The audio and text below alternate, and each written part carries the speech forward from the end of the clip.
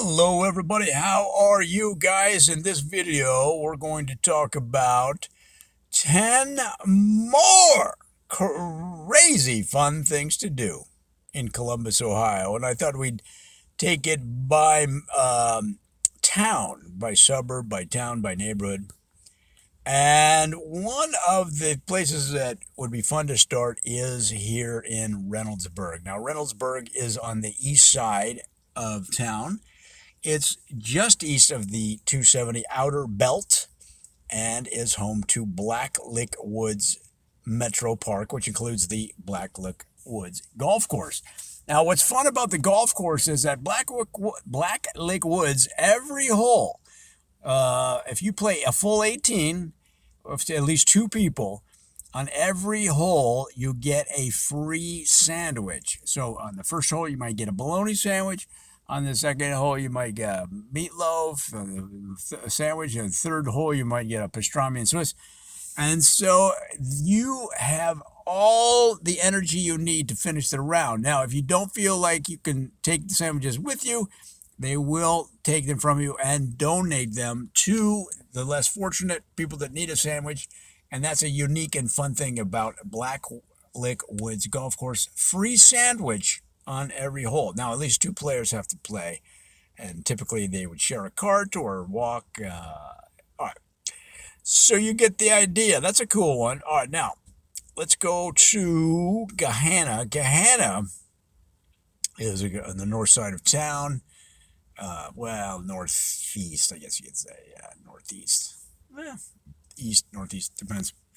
And is very close to the international airport. It used to be Port Columbus International Airport, but now is the John Glenn Columbus International Airport. John Glenn, of course, the famous astronaut. Now, John Glenn grew up in Gahanna, so that's one reason the airport is named that, because he literally grew up 5 blocks from the airport. In fact, the first time that he got an interest in going to space, he would get up on the fence at the airport, when the security wasn't around, and he'd jump as high as he could. We're talking about when he's a little kid.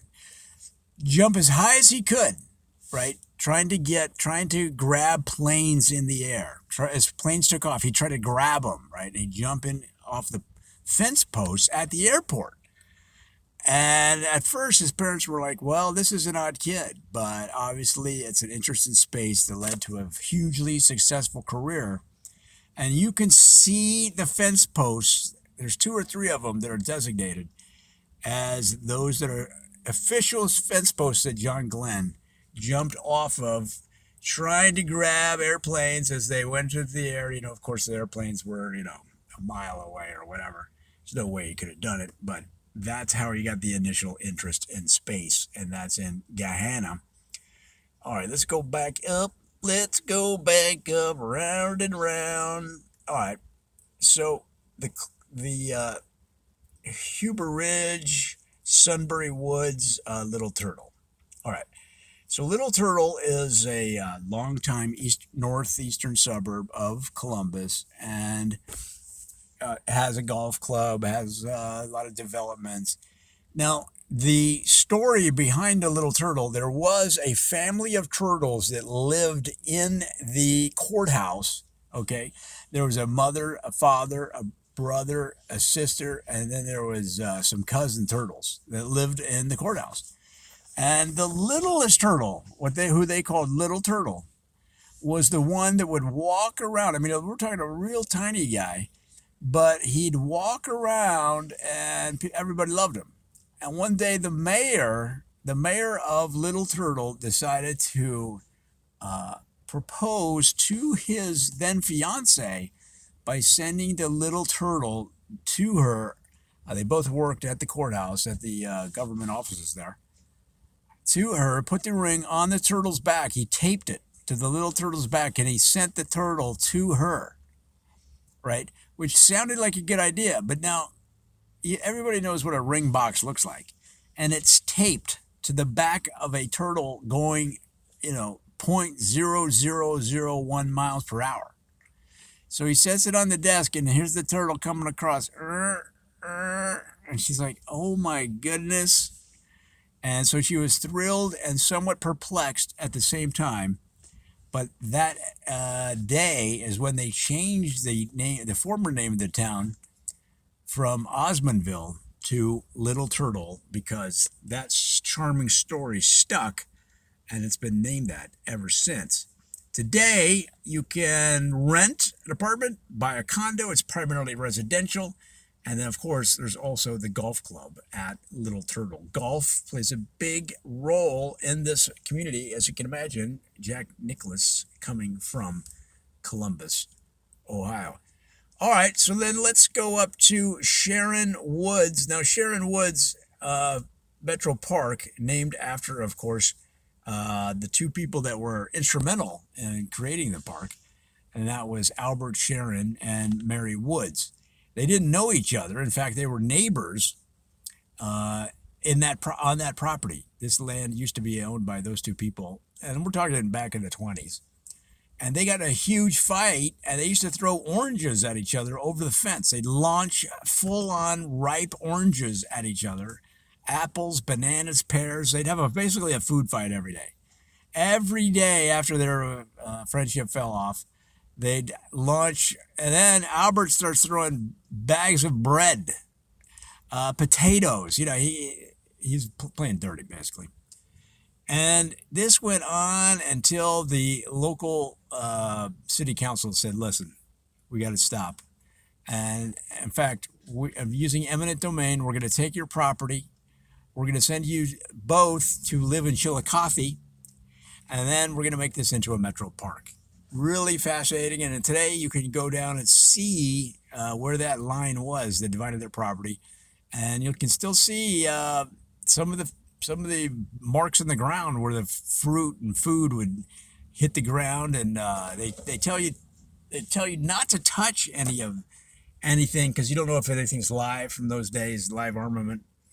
But kind of a fascinating story. Again, that's up there near Spring Hollow, just off the corner of the 270 and the 71. All right, let's keep going. This is really fun. I mean, it's a lot of legacy in cities. You don't realize all of the things that were happening, all of the interesting stories of the places. So Worthing View is fun because they weren't sure what to name the community. There's Worthington, right? And then there was Spring View. Those were the two finalists. And they couldn't, no matter how they voted, they couldn't get a winner on what to name the community. So somebody finally proposed. It was 4 o'clock in the morning. They had crumpled pieces of paper everywhere, empty coffee cups.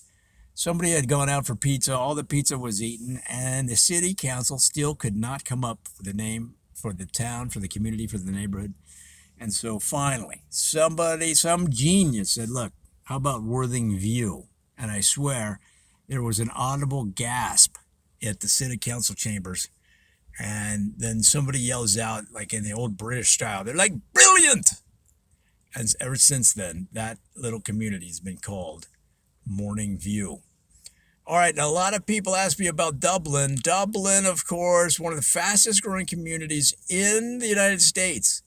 You could say it's maybe considered a little bit upper middle class. It's an outer suburb. It's got some nice homes, some people with a little cash.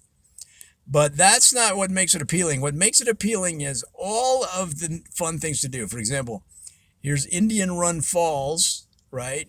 Just near the South Fork Indian Run.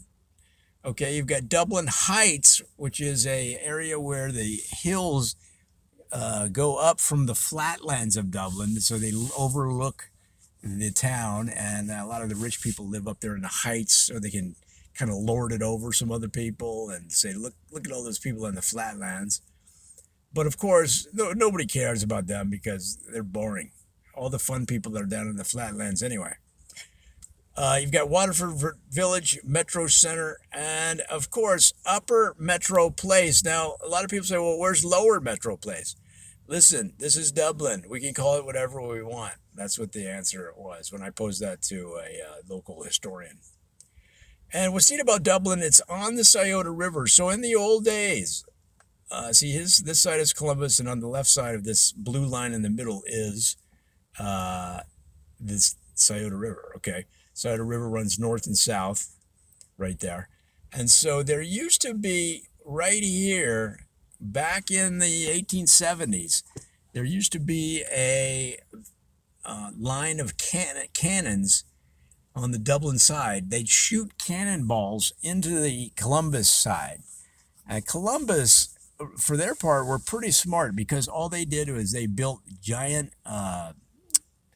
They had some excess mattresses from a mattress sale from a company that went out of business, and they weren't able to close out all the sales.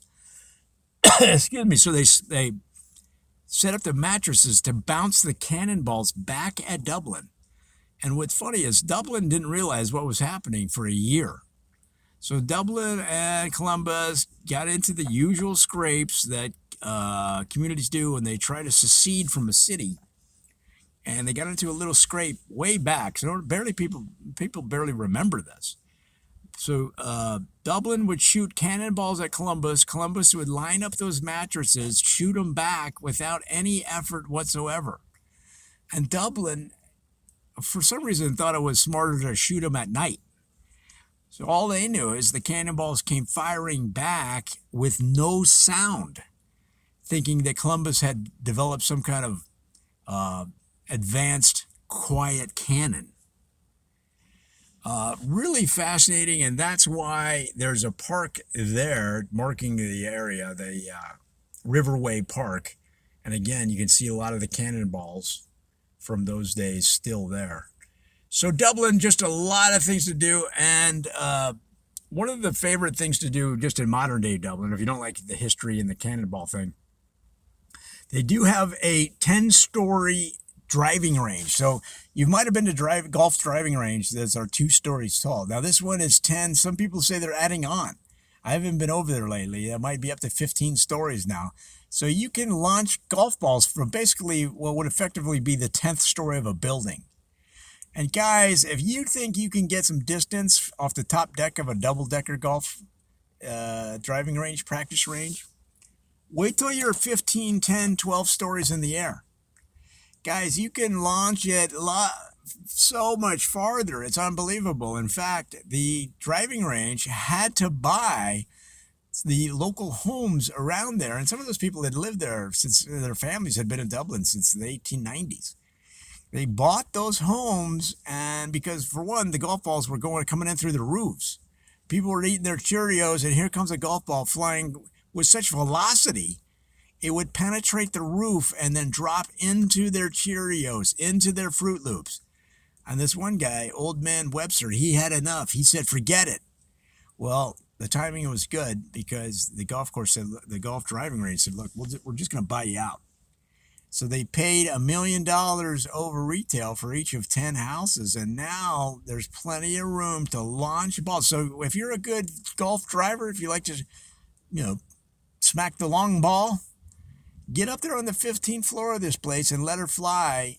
You'd be amazed. You might even get to Columbus with your strength and velocity. So that's called multi-story golf driving range. Everybody loves it. Well, guys, I think I took too long to explain some of these, so I'm going to end it there. I don't think we got to 10, but I'll count them up and I'll put that in the title. Guys, there's so much to do in Columbus, Ohio. It's just that kind of community, centrally located. So if you're anywhere in the upper Midwest or Northeast or Southern Canada, it's a hop, skip, and a drive over the hill and dale to get there. If you're in Ohio, of course, just point the car toward the middle of the state, and when you drive into the Ohio Stadium, you'll know you arrived. So those are some fun things to do in the communities around Columbus, Ohio. Come back later, and we'll have a lot more.